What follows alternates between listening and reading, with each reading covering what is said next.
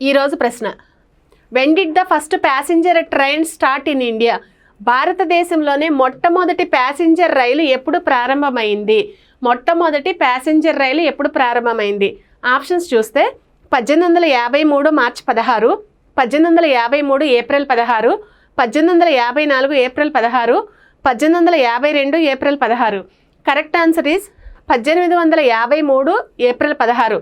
1853వ సంవత్సరంలో ఏప్రిల్ 16వ తారీఖున మొట్టమొదటి ప్యాసింజర్ రైలుని మనకి ముంబైలోని బోర్బందర్ నుంచి తానే వరకు ప్రయాణం చేసింది.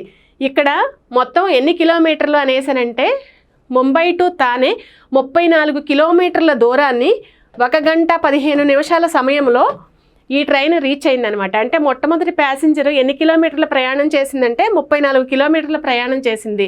ఎంత సమయంలో అంటే 1 గంట 15 నిమిషాల సమయంలో ఈ ప్యాసింజర్ ప్రయాణం చేసింది. ఈ ప్యాసింజర్లో మొత్తం ఎన్ని కోచ్లు ఉన్నాయి అనేసారంటే 14 కోచ్లు కలవు. ఈ 14 కోచ్ల్లో ఎంతమంది ప్రయాణం చేశారంటే 400 మంది ప్రయాణం చేశారు. మొత్తం 14 కోచ్ల్లో 400 మంది ప్రయాణికులు ప్రయాణం చేశారు. సింధ్, సుల్తాన్ సాహెబ్ ఈ పేర్లు కలిగినటువంటి 3 ఇంజన్లతో ఈ ప్యాసింజర్ ప్రయాణం స్టార్ట్ చేసింది. ఆనాటి నుంచి ఈనాటి వరకు అంటే 1853వ సంవత్సరం నుంచి ఈనాటి వరకు 2025వ సంవత్సరం వరకు భారతీయ రైల్వే కోట్లాది మంది ప్రయాణికులకు సేవలు అందిస్తుంది.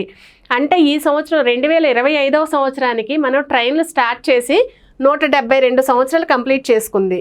భారతదేశంలో మొట్టమొదటి గూడ్స్ ట్రైన్ 1837వ సంవత్సరంలో మద్రాసులోని రెడ్ హిల్స్ నుంచి ఎక్కడ వరకు అనేసి అంటే మద్రాసులో నుంచి రెడ్ హిల్స్ నుంచి చింతాద్రిపేట వంతెన వరకు స్టార్ట్ అయిందనమాట. గూడ్స్ రైలు గుర్తుపెట్టుకోండి. ఇక్కడ 1837వ సంవత్సరంలో స్టార్ట్ అయిందేమో గూడ్స్ రైలు, 1853వ సంవత్సరంలో స్టార్ట్ అయిందేమో ప్యాసింజర్ రైలు గుర్తుపెట్టుకోండి. ఈ గూడ్స్ రైలును మద్రాసులో ఉన్నటువంటి రోడ్ల నిర్మాణానికి సంబంధించినటువంటి మెటీరియల్ను రవాణా చేయడానికి ఉపయోగించారు. ఈ గూడ్స్ రైలును ఎందుకు ఉపయోగించారు అనేసనంటే మద్రాసులో ఉన్నటువంటి రోడ్ల నిర్మాణానికి సంబంధించి అక్కడ మెటీరియల్ సప్లై చేయడం కోసం ఉపయోగించారు.